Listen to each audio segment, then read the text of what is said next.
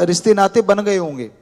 हमने एक भजन में लिखा है, अभी 800 जो भजन बना रखे हैं उसमें एक जगह पे लिखा है कि रिश्ते जल गए बिन शमशान, शमशानों में मुर्दे जलते हैं, पर आज हमारे कल्चर के, हमारी सभ्यता के, हमारी संस्कृति के जो रिश्ते बने हुए थे वो बिना शमशान के जलते जा रहे हैं। बुरा हाल होता जा रहा है।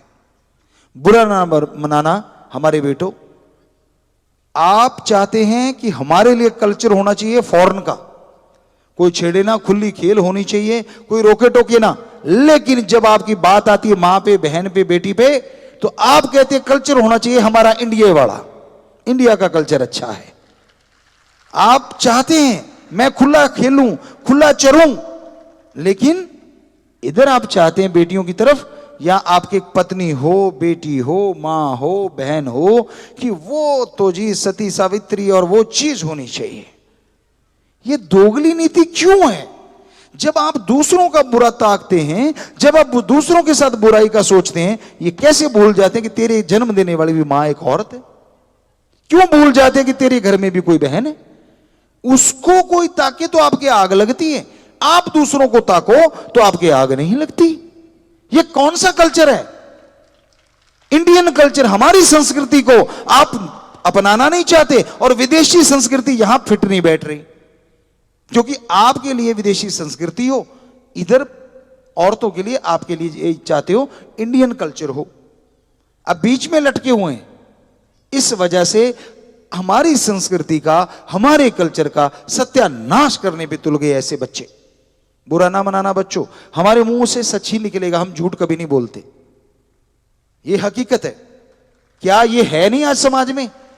जो लाइव देख रहे हैं, जो सच को पहचानते हैं, जो सच के लिए कहते हैं कि हाँ ये सच है, ओपन माइंड है, जो नैरो माइंडेड नहीं है, क्या ऐसा नहीं है हमारे यहां समाज में? बिल्कुल है। हाथ खड़े हैं सामने, देख लीजिए आप, लाइव में भी सबके हाथ खड़े, तो हाथ नीचे कर लीजिए बेटा। तो आपके हाथ सिर्फ इसलिए कि क्या हमने कहीं ऐसा तो नहीं कह दिया? नहीं, ये सच है। ठीक है, विदेशी कल्चर है, उनका अपना एक कल्चर है, वो कैसा है, हम उनको बुरा नहीं कहते, कुछ गलत नहीं कहते, लेकिन हम तो अपनी सभ्यता का पहरा देने वाले एक पहरेदार हैं। हमारे हिंदू धर्म में कई लोग ये सोच लेंगे, हिंदू धर्म का नाम पहले क्यों लेते हैं आप? सबसे पहले पाक पवित्र ग्रंथ इस धरती पे उतरे तो वो थे पवित्र वेद।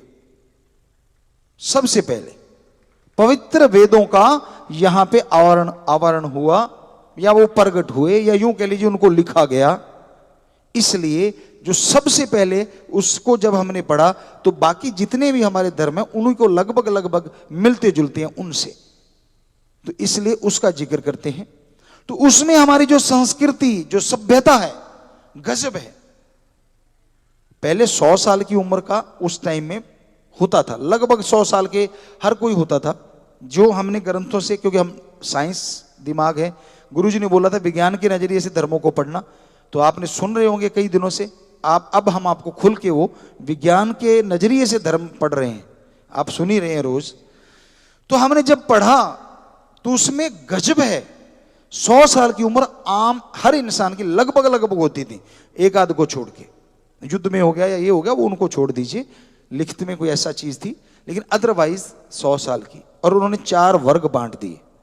25 साल जो था वो ब्रह्मचर्य आश्रम, 25 से 50 गृहस्थ आश्रम, फिर शायद वानप्रस्थ, और फिर संन्यास आश्रम।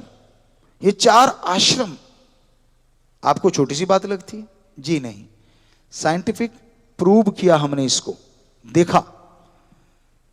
जब उन बच्चों को ऐसे वातावरण में भेजा था जिसे गुरुकुल कहा जाता था, यानी वहां जो कुछ सिखाया जाता, कुल हर चीज, कुल का मतलब सब कुछ उन्हें गुरु सिखाता था।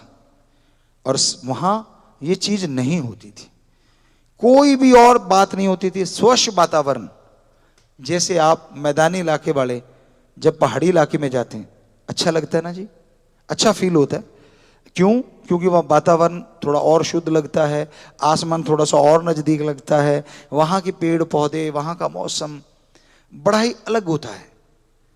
और वो मैदानी में आते तो उनको मैदानी इलाका अच्छा लगता है, क्योंकि सारा दिन ही वो इधर उतर गए, चढ़ गए, ऐसा इधर ढाल पे उतरे, इधर फिर चढ़ाई आ गई, और जब देखते मैदान में, यार ये थोड़ा सा अलग फील होता है। ये नेचर है आदमी की। तो इस तरह आदमी की ये नेचर है, आदमी की ये आदत है। तो ये हमने पढ़ा